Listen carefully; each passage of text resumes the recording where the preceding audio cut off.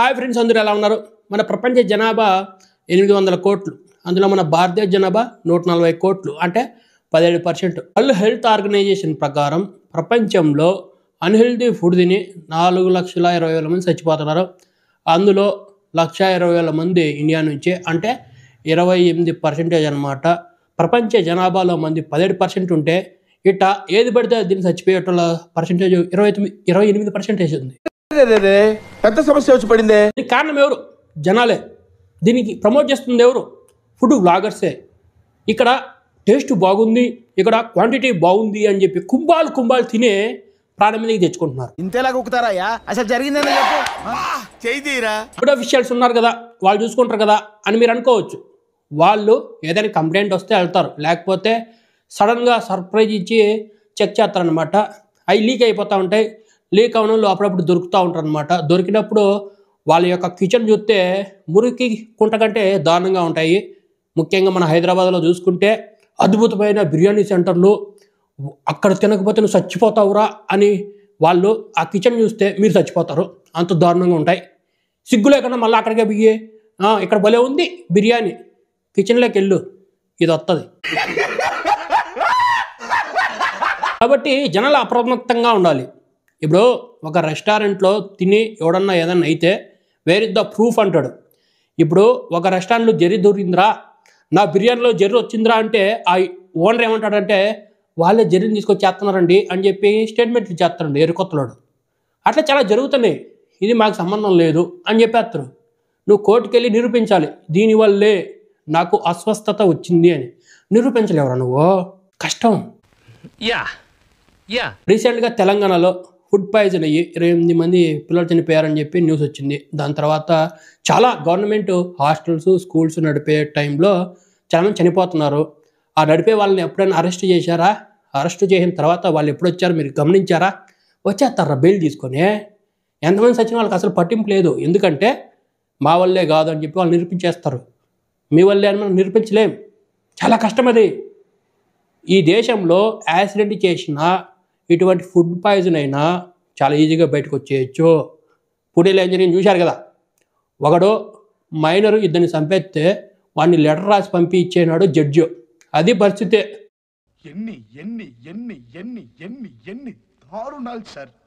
ఇప్పుడు గవర్నమెంట్లు ఉన్నాయి కదా, వాళ్ళు చూసుకోవాలి కదా అని మీరంటే గవర్నమెంట్లు ఉన్నాయి. రీసెంట్గా హైదరాబాద్లో ఓ 30 సంవత్సరాల మహిళ మోమోస్ తింటూ అందులో ఉన్నటువంటి మయోనీస్ తినడం వల్ల చనిపోయిందని చెప్పి హైదరాబాద్లో బ్యాన్ చేశారు. మయోనీస్ అంతవరకే చేస్తారు. ఆ మయోనీస్ పెట్టినోనికి ఉరిశిక్ష చేయరప్పా, నువ్వు తెలుసుకోవాలి. రీసెంట్గా ఒక కేరళ అమ్మాయి బాయ్ ఫ్రెండ్కి జ్యూస్లో విషం ఇచ్చి చంపింది అని చెప్పేసి ఆమెకి ఉరిశిక్ష చేసినారని చెప్పి ఒక రేంజ్లో న్యూస్ వైరల్ అయిపోయింది. ఆమె జిల్లా కోర్టుకు వెళ్తే ఆ శిక్ష తగ్గుతుంది, ఆమె హైకోర్టుకు వెళ్తే ఆ శిక్ష ఇంకా తగ్గుతుంది, ఆమె సుప్రీంకోర్టుకు పోతే కాళ్ళ దగ్గర వేసుకుని బయటకు వస్తుంది. ఎందుకంటే ప్రూఫ్లు లేవు అంటారు. ఒకవేళ ప్రూఫ్లు ఉన్నా దీనివల్లే చనిపోయారా అని నిరూపించమంటారు. ఆ యొక్క జ్యూస్లో ముందుగానే ఉన్నటువంటి పెస్టిసైడ్స్ వల్ల చనిపోయింది అని చెప్పి నిరూపిస్తారు మన లాయర్లు డబ్బులుంటే. సో మనం జాగ్రత్తగా ఉండాలి. బుద్ధున్నోడైతే, సిగ్గున్నోడైతే, వాళ్ళ పిల్లల మీద ప్రేమ ఉన్నోడైతే మనం బాధ్యతగా ఉండాలి. ఇప్పుడు చాలామంది యూట్యూబర్స్ చేస్తున్నారు, ఇది క్లాత్ బిజినెస్ చేస్తున్నారు, కొందరు ట్రావెలింగ్ బిజినెస్ చేస్తున్నారు. వాటి వల్ల వాళ్ళకి పోతే డబ్బు పోతుంది.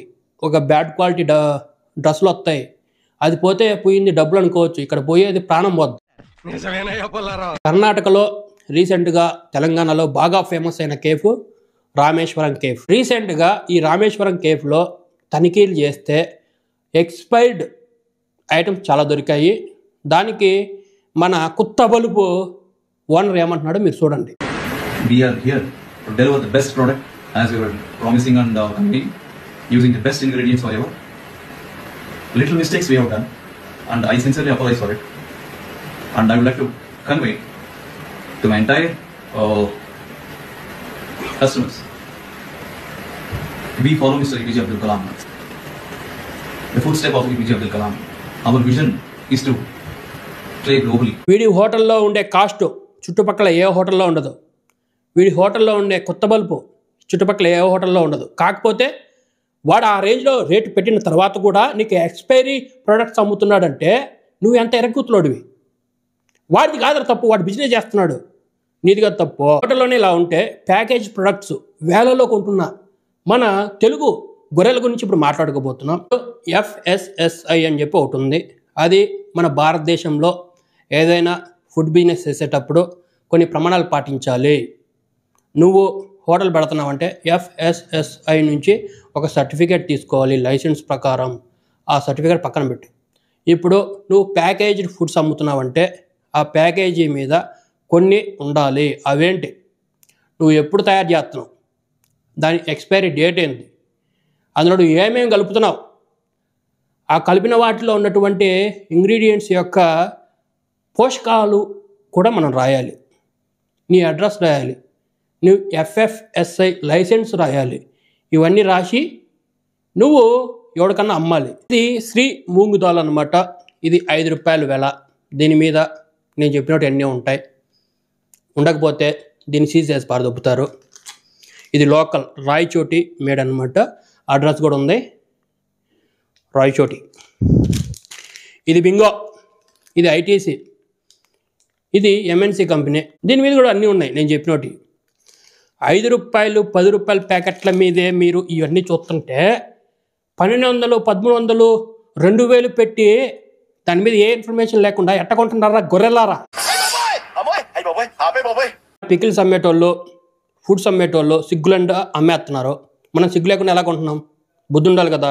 నువ్వు పిల్లలకు పెడుతున్నావు కదా, రేపు పొద్దున వాళ్ళకి ఏమన్నా అయితే నువ్వు వాళ్ళ మీద కేసు వేయడానికి కూడా ఏమీ ఆధారం ఆధారం ఉండదు. రీసెంట్గా సుబ్బయ్య గారి హోటల్ మీద రైడ్ జరిగింది. అందులో ఎక్స్పైరీ డేటు లేదని చెప్పి వాళ్ళ మీద కేసు ఫైల్ చేశారు.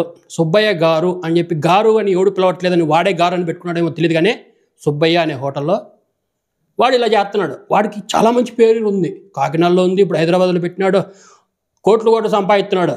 ఆ దిక్కుమాలినోడు ఎక్స్పైరీ డేట్లు ఇవన్నీ అవ్వకుండా అమ్మేస్తున్నాడు జనాలకి. జనాలు గొర్రెల్లాగా దాన్ని కొనేసుకుంటున్నారు. అది వాడు బ్రాండ్ ఉన్నోడే అట్లా చేస్తున్నాడు. అలాంటిది ఇప్పుడు మెయిన్ బ్రాంచ్ కాకినాడ హోటల్లోనే ఇలా ఎక్స్పైర్ అయిన పదార్థాలు ఉండటం హాట్ టాపిక్ గా మారింది. ఓ కస్టమర్ వాట్సాప్ ద్వారా ఇచ్చిన కంప్లైంట్ తో ఫుడ్ సేఫ్టీ అధికారులు తనిఖీలు నిర్వహించారు. ప్రియా అనేది మన తెలుగు స్టేట్స్లో అందరికీ తెలుసు. అది మంచి బ్రాండ్, మన రామోజీరావు బ్రాండ్. అది చాలామంది ఒకప్పుడు దాన్నే ఎక్కువ వాడేటోళ్ళు. నేను మా ఇంట్లో 75 రూపాయలు కేజీ ఉన్నప్పటి నుంచి వాడుతున్నాను. ఇప్పుడు దాని వాల్యూ కేజీ 330 రూపాయలు ఉంది. కానీ ఇక్కడ పికిల్స్ అమ్మేటోళ్ళు 1000 రూపాయలకి అమ్ముతున్నారు. అదే కేజీ మామిడికాయ ఊరగాయని. ఇప్పుడు ఒకడు కేజీ 330 రూపాయలకి ఇస్తున్నప్పుడు నువ్వు 1000 రూపాయలకు అమ్ముతున్నప్పుడు కొంచెం బాధ్యత ఉండాలి కదా. నువ్వు అన్ని ఇన్ఫర్మేషన్ ఇవ్వాలి కదా. ప్రియా పచ్చళ్ళు అమెరికాలో బ్యాన్, చాలా దేశాల్లో అది బ్యాన్. ఎందుకంటే ఇందులో ఎక్కువ ఉప్పు ఉంటుంది, ఎక్కువ ఆయిల్ ఉంటుంది, ఇది జనాలు తింటే పోతారు అని చెప్పి వాళ్ళు బ్యాన్ చేసి పడేశారు. అందుకే ప్రియా పచ్చళ్ళ మీద మీరు ఎక్కడ చూసినా ఓన్లీ ఫర్ ఇండియా అని చెప్పి రాసి ఉంటుంది. ఎందుకంటే మనోళ్ళు అక్కడికి తీసుకుపోయి మళ్ళీ అమ్ముకుంటూ ఉంటారు. మనం ఒకవేళ అక్కడికి పోతే మళ్ళీ మన మీద కేసు ఎత్తే మన జీవితాలు గుడిసిపోతాయి. కాబట్టి వాళ్ళు ఓన్లీ ఇండియా మార్కెట్ అని చెప్పి రాసేస్తుంటారు. మీరు గమనించేస్తే అది తెలుస్తుంది. చాలా ఇండియన్ మసాలాలు వేరే దేశాల్లో బ్యాను.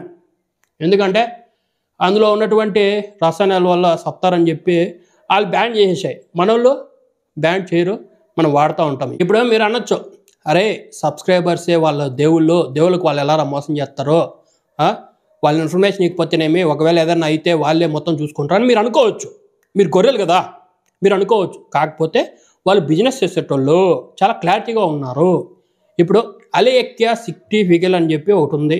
ఆ పేజ్లో మీరు ఎవడు చదివిండారో, మనం చదివామన్నమాట, వీడియో చేస్తున్నాం కాబట్టి. వెబ్సైట్లో డిస్క్లైమర్ అని ఒకటి ఉంది, అది చదవండి మీరు ఒకసారి. Content on this website is provided for general information purposes only, while we make every effort to keep the information on this website accurate and up to date.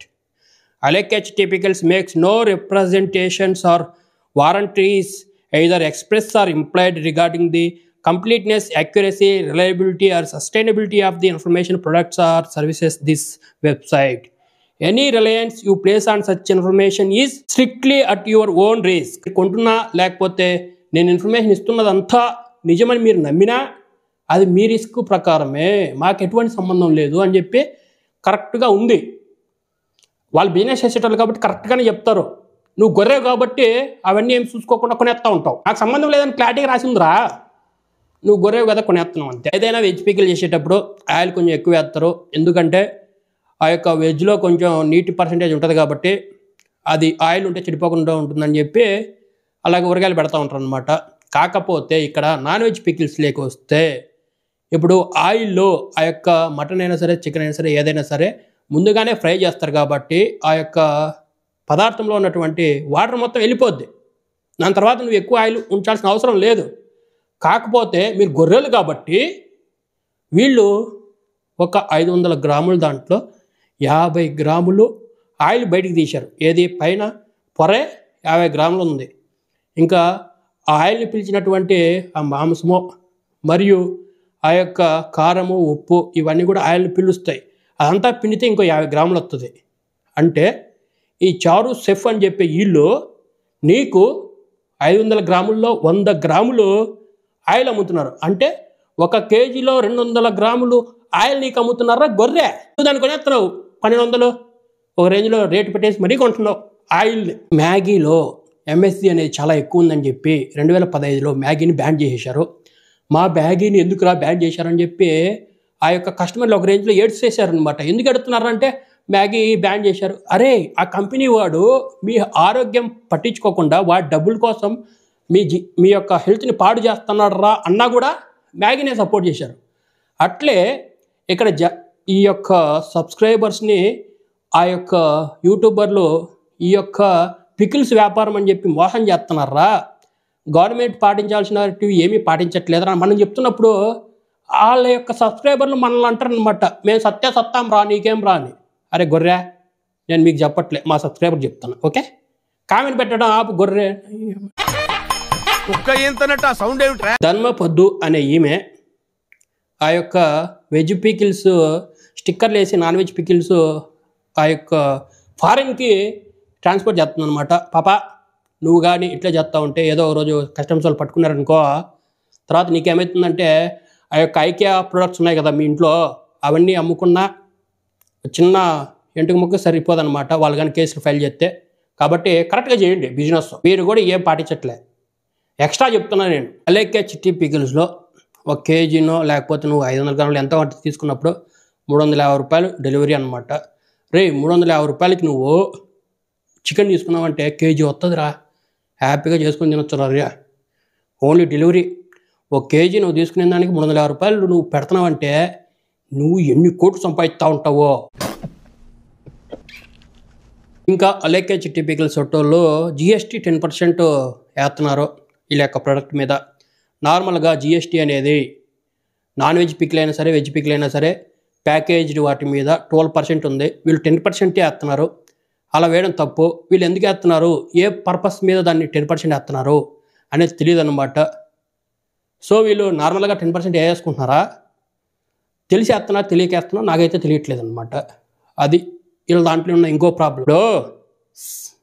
నువ్వు డెలివరీ ఛార్జ్ 350 రూపాయలు పెట్టి నువ్వు జిఎస్టీ 10% లాగుతా, నువ్వు అందరికంటే ఎక్కువ price పెట్టి ఎన్ని చేస్తూ ఉన్నావు ఇవన్నీ తెలుసు.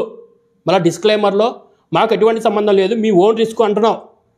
కానీ గవర్నమెంట్ చెప్పింది ఎందుకు పాటించట్లేదు, నువ్వు తప్పు చేస్తున్నావు కదా, తప్పు కదా ఇది. సో ఇలా ఫుడ్ ప్రొడక్ట్ చేసే వాళ్ళలో 99% ఇటువంటి ఏ గవర్నమెంట్ చెప్పినటువంటి పాటించకుండా అమ్మేస్తున్నారు, మీరు గొర్రెలా కొనేస్తున్నారు. సో ఈ వీడియో వాళ్ళ గురించి కాదు, వాళ్ళ వ్యాపారాలు చేసుకున్నట్లు ఎట్టైనా చేసుకుంటారు, తెలియని వాళ్ళకి నేను చెప్తున్నా.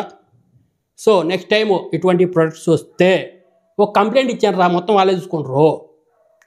మాకు ఏ యొక్క ఇన్ఫర్మేషన్ లేకుండా మాకు పంపించారు అని చెప్పి ఒక్క కంప్లైంట్ ఇస్తే మొత్తం వాళ్ళే చూసుకుంటారు అనమాట.